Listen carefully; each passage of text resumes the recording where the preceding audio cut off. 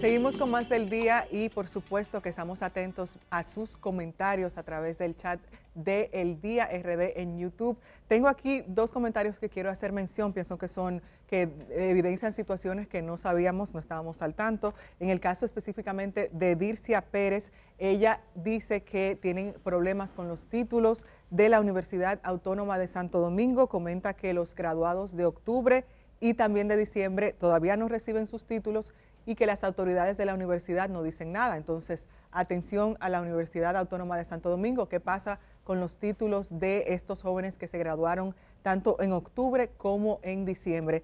Y por igual, hay otro comentario que tengo por aquí que pues evidencia también un tema que dimos seguimiento y que este programa se abanderó. Tenemos el comentario de la señora Mercedes, un momento, Ramona Mateo Medina. Ella dice que está en el programa de altos costos y que necesita un cambio de medicamentos. Se le dicen que no es posible.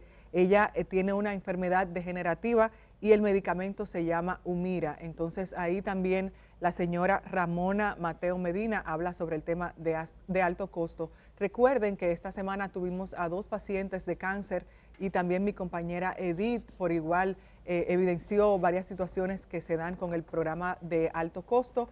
En la próxima semana también vamos a continuar recibiendo aquí en el programa El Día a varias pacientes afectadas con la enfermedad y que están envueltas en una burocracia que hace que su enfermedad espere. Entonces también recordarles por igual, si ustedes tienen casos como los que presentó Ramona aquí o los que presentó la señora Idelsi, que fue la primera paciente de cáncer que vino el lunes, si no me equivoco, recuerden que pueden llamar aquí a Telesistema Canal 11 y preguntar por la producción del día. Germán, si puedes ayudarme, porfa, a buscar el número de Telesistema o si me lo pueden dar mis compañeros para informarles sobre dónde tienen que llamar. Por igual, estamos en nuestras redes sociales. A mí me pueden contactar directamente en @soyindirasuero, tanto en Twitter como en Instagram. Ahí vamos a estar recibiendo sus denuncias de nuevo para mejorar y ayudar a las personas que sufren de enfermedades de mucho costo. Bueno, me informan el número 809-563-6661. 809-563-6661. Pueden llamar ahí, ese es el número de Telesistema y preguntar por la producción del día. Ahí les van a recibir. Y bueno, continuando con los temas que vamos a tratar en el día de hoy, en este programa, tenemos a Juanjo Cid. Él es activista, también es el coordinador general del movimiento RD es de Todes, y con él y también con Natalia Mármol, que se integrará en unos minutos, vamos a conversar sobre el Código Penal. El Código Penal que, de nuevo, un Código Penal que deja fuera varios puntos clave, como las 3 causales, y por igual otros temas que vamos a hablar también con Juanjo. Saludos, Juanjo, bienvenido al día. Bueno, gracias por recibirme. Muchas gracias a ti. Cuéntanos, Juanjo, ustedes como organizaciones, la impresión general que tienen de este código. Bueno, tenemos ya por lo menos 2 años luchando activamente desde RD Todes para que se pase un código penal realmente moderno.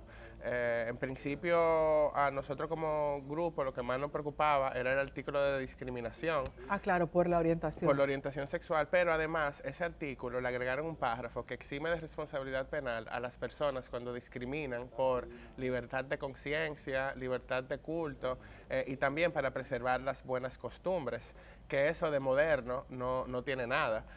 Y además, en el estudio del mismo nos damos cuenta que hay otras, digamos que faltas a la institucionalidad, al Estado, a la Constitución, como es el caso de la prescripción de los crímenes de corrupción del Estado, que tiene un tope de 20 años, a pesar de que nosotros tenemos acuerdos internacionales que no permiten esa prescripción. O sea que en muchas cosas realmente nos estamos atrasando, como que le permite a los padres usar violencia física para La famosa disciplinar pela. a sus hijos, también exime de responsabilidad penal a las iglesias en general.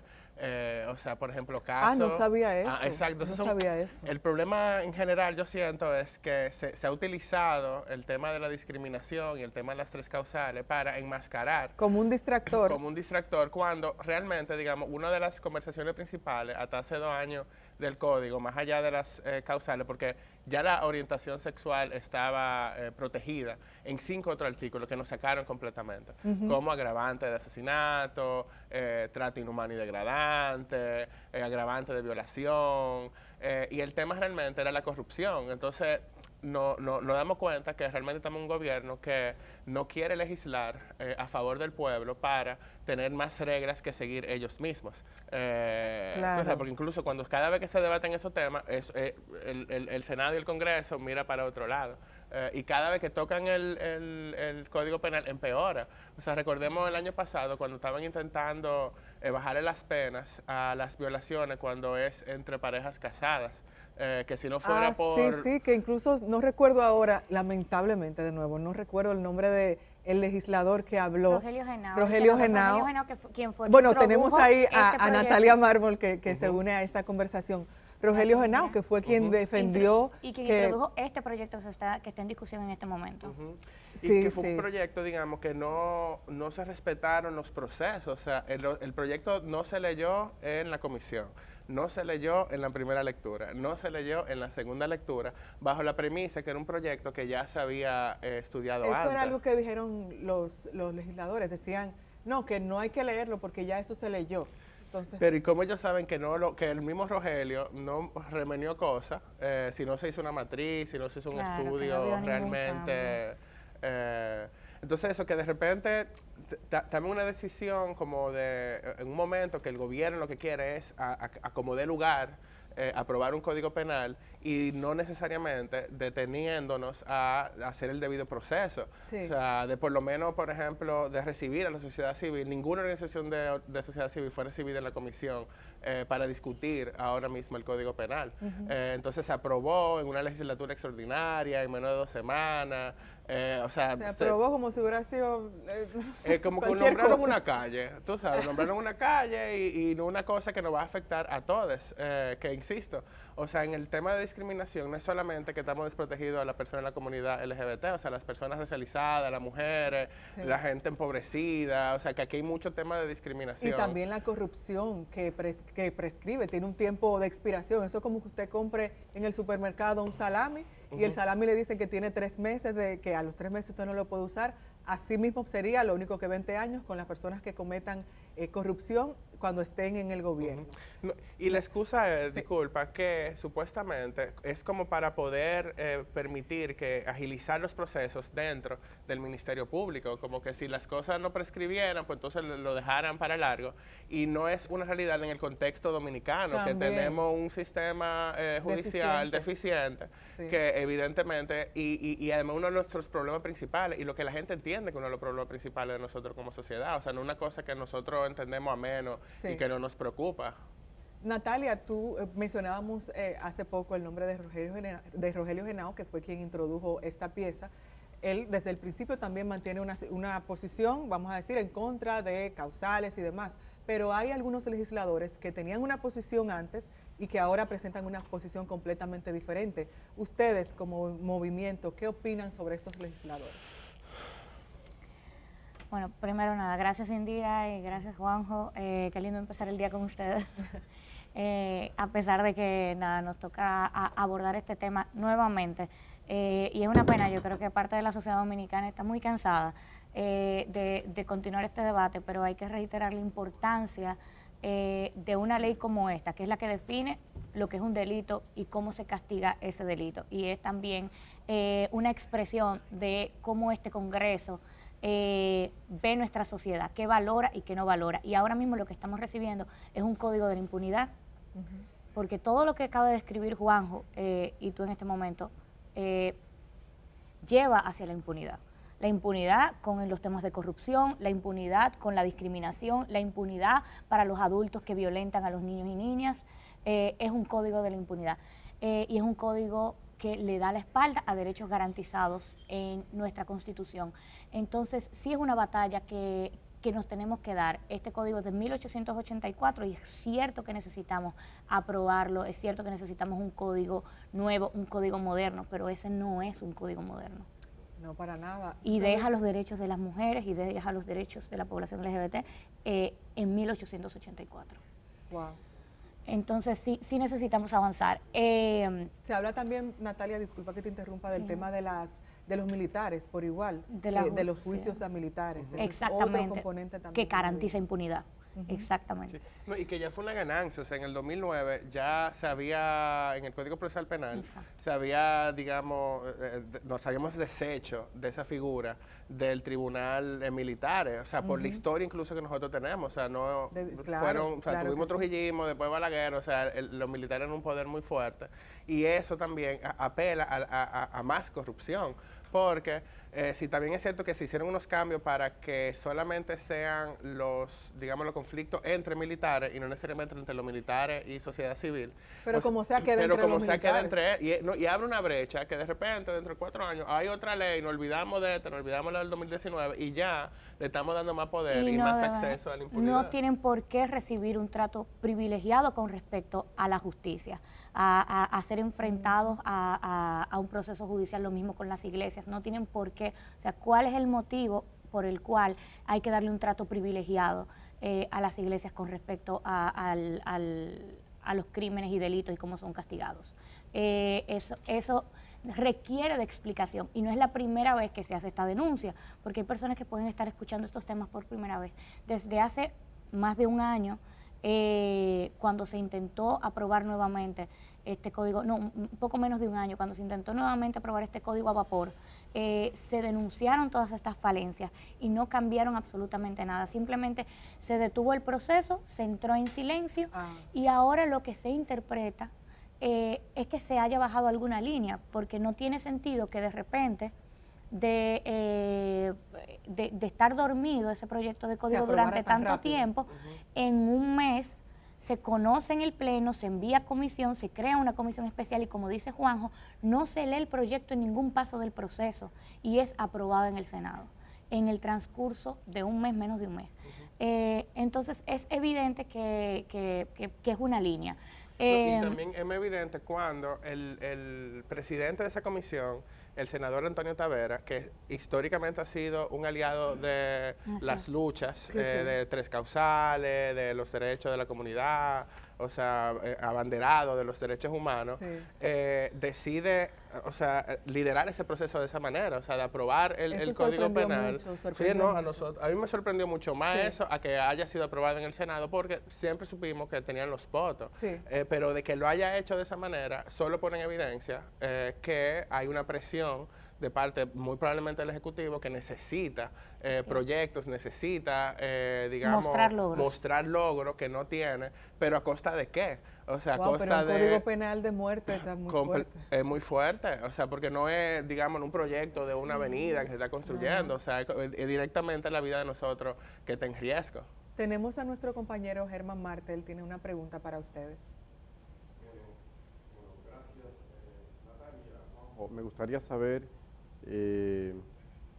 qué le ha justificado o que entiende usted a qué obedece esa variación de la posición del partido de gobierno, en este caso del PRM, y del presidente Abinader, que se había pronunciado a favor de las tres causales, incluso su familia, otros senadores progresistas que se habían pronunciado a favor de las tres causales. ¿A qué creen que obedece ese cambio de posición? En España, por ejemplo, ayer se aprobó el tema del aborto legal a partir de los 16 años inclusive.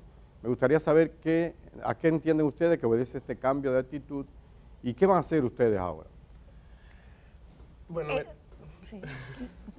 es difícil especular a qué obedece, pero lo que es evidente es que no es una prioridad. Los derechos de las mujeres, de las niñas y mujeres, sus vidas, garantizar su salud, proteger su salud, no es una prioridad para este gobierno. Eso queda bastante claro porque, por favor, recordemos de qué es que estamos hablando. Estamos hablando de que la penalización total del aborto mata, no es una exageración, no es una consigna, es un hecho que hemos visto una y otra vez, que lo vimos con Esperancita Rosaura Almonte, que lo vimos con Carmen Dionelis en Puerto Plata, una joven falsémica que tuvo un embarazo de riesgo y se negaron a interrumpirlo oportunamente, la llevaron a 4 centros de salud. Wow. Lo vimos con Damari, una señora mayor que deja 2 hijos huérfanos, que también fue remitida a 3 hospitales, 3 centros de salud distintos en una condición grave, porque ningún centro de salud se atrevía a interrumpir el embarazo. Porque ¿cuál es la amenaza? Es cárcel. O sea, o tú le salvas la vida a esta mujer y corres el riesgo de que te metan preso, o tú te cruzas de brazos y continúas tu vida. Y para los médicos, ese es el dilema en el que está poniendo este Código Penal a los médicos, a los servidores de salud. Fue el caso con Winifred también, muy lamentable, reciente, Winifred, sí, joven, también madre de un niño que tuvo un embarazo inviable. La familia y ella exigieron en distintas ocasiones interrumpir el embarazo. Los médicos les dijeron, no va a dar vida, ese embarazo es inviable porque tenía ciertas condiciones que impedían que ese feto sobreviviera. Eventualmente le costó la vida. Son muchos los casos que se han conocido y estamos segurísimas de que son muchos los casos que no vamos a conocer. Este código cuesta vidas, no es una hipótesis, es un hecho. Entonces, cuando el presidente Luis Abinader dice esto no es una prioridad, está diciendo que no les interesa proteger la vida y la salud de las niñas y mujeres en República Dominicana. Eso es lo que se está expresando ahí. Es muy lamentable y para los legisladores, que también me hacías la pregunta de los legisladores que han cambiado de opinión, creo que en esta dinámica de la política, que están inmersos en un montón de cosas, quizás otras prioridades, desde su percepción, no lo ven como una prioridad, pero eso le va a costar en las urnas. Que ahora mismo no consideren que va a tener un costo es un grave error. Creo que la sociedad dominicana está muy despierta, que hace varios años este tema no se entendía mucho. Sí, yo creo que hace años este tema no se entendía mucho y creo que por lo menos que se haya abierto el debate para que la sociedad se involucre ha hecho que haya más conciencia, de que se comprenda cuáles son las implicaciones de lo que estamos conversando en este momento para la vida, la salud de las personas, y que nadie vota por quien le hace daño, nadie va a elegir un representante que le da la espalda. Entonces, para mí sí va a haber una reflexión en las urnas de esto que está ocurriendo ahora mismo. Que irónicamente yo creo que lo opuesto a lo que ellos están apostando. O sea, yo siento que se han vuelto mucho más conservadores, se han dejado presionar por sectores antiderechos, y cuando miramos hacia atrás, o sea, desde la construcción de un muro, la persecución, o sea, son varios hechos. O sea, estas semanas solamente asesinaron a un trabajador haitiano en Capcana. O sea, hay todo un movimiento y un accionario, unas políticas públicas que es lo opuesto, digamos, al plan de gobierno con el cual ellos entraron al poder. Porque recordemos que el mismo Abinader dijo que su partido es un partido socialdemócrata. Entonces, o él no sabe lo que es un partido socialdemócrata o abiertamente nos está mintiendo. Pero Abinader hizo el abrazo solidario a los descendientes de haitianos, previo en el momento de la campaña. A los cañeros también, o sea, previo a campaña, él era el partido más social, y todos sus dirigentes, o sea, no solamente él. Y precisamente lo que estamos exigiendo ahora es esa coherencia, o sea, que por lo menos nos reciba. O sea, las mujeres tuvieron casi 3 meses frente al Palacio y Abinader nunca las recibió al Palacio a hablar sobre el tema. Entonces son unos temas que se están dando en espacios cerrados de los poderes del Estado, donde nos está recibiendo, digamos, toda la sociedad civil. Sí se reciben ciertos sectores de las iglesias, conservadores, que van constantemente y se reúnen con ellos, pero a nosotros no. Y, o sea, entonces lo que me deja dicho es eso. O sea, tú no mentiste en ese momento y tú desde el principio te iban a hacer tus políticas pública o tú te dejaste tú sabes, influenciar en tu burbuja. Juanjo, antes de, no quiero dejar la conversación sin preguntarte sobre el tema de la discriminación de personas y también incluso el crímenes de odio contra personas de la comunidad LGBT. ¿Cuál es la situación de la comunidad LGBT IQ aquí en República Dominicana? ¿Cómo se ven violentados? Bueno, eso, de muchísimas formas. O sea, piensa que somos una comunidad muy diversa, que tenemos sobre todo, por ejemplo, personas trans, que son las más vulnerabilizadas, desde el momento que no pueden tener su propio carnet, que son discriminadas en el acceso de la educación, de la salud, incluso de la justicia. O sea, piensa que si una persona fue violentada, va a poner la denuncia a la fiscalía o a la policía y por su expresión de género, por su orientación sexual, lo vuelven a discriminar. Entonces, es un sistema, digamos, que sistemáticamente nos discrimina, y si tenemos un código penal que, digamos, que es como el compás moral de lo que está bien y lo que está mal, porque realmente lo que queremos es que nadie cometa ningún crimen. O sea, le estamos diciendo, mira, si tú haces esto, es grave, no lo hagas, por favor. Si no le decimos eso sobre nosotros mismos, sobre la realidad dominicana, que nos están asesinando, o sea, de acceso al empleo, acceso a la vivienda, o sea, hay muchos informes ya, o sea, lo sabemos, son datos científicos, o sea, no estamos aquí que leyendo y que elucubrando. Datos incluso de instituciones públicas internacionales, todas, o sea, de repente no es que estamos a lo loco aquí, o sea, es verdad que nos está afectando nuestra vida en diferentes niveles, en todos los niveles. Y es importante también, Juanjo, lo que tú mencionabas al inicio de la entrevista, de que si bien está el tema de las 3 causales y también de la no discriminación, de la discriminación hacia personas con una orientación sexual diferente, por igual tenemos temas que nos afectan a toda la población. Lo de la corrupción, lo de eso de las iglesias, yo no sabía tampoco lo que referían de las iglesias, por igual lo de los militares, los tribunales militares, la violencia también hacia los niños. Entonces, además de estos 2 temas que ciertamente causan mucha roncha por el mismo hecho de que la sociedad es católica, conservadora, etcétera, por igual tenemos otras situaciones que afectan directamente al desenvolvimiento de la nación y de cómo funcione. Natalia, en caso de que el presidente decida no observar este proyecto de ley, ¿qué harían? ¿Qué pasaría? ¿Cuáles serían los siguientes pasos? Por lo menos desde el movimiento feminista, del movimiento de mujeres, se viene luchando por garantizar los derechos reproductivos de lo que estamos conversando en este momento desde hace más de 20 años. O sea, vamos a continuar luchando. Porque necesitamos avanzar como sociedad, no podemos darnos la espalda a nosotras mismas, si no nos cuida el gobierno, nos cuidamos nosotras, y sin lugar a dudas vamos a seguir exigiendo. Es importante, creo que esto es un gran llamado a la conciencia, a las personas que tienen quizás el interés y la voluntad de involucrarse en la política y consideran que hay que pasar de repente de las calles a los espacios donde se toman las decisiones, de estar exigiéndoles a otros que nos gobiernen mejor, a ser nosotras y nosotros quienes estemos en esos espacios porque merecemos más. O sea, la verdad es que merecemos que nos gobiernen mejor. Así que la lucha no para, nos abocamos a un proceso electoral y esperamos que hacemos un llamado a votar con conciencia. Eso es importante. Muchas gracias, Juanjo y Natalia, por estar aquí con nosotros. Seguimos nosotros aquí con más en el día.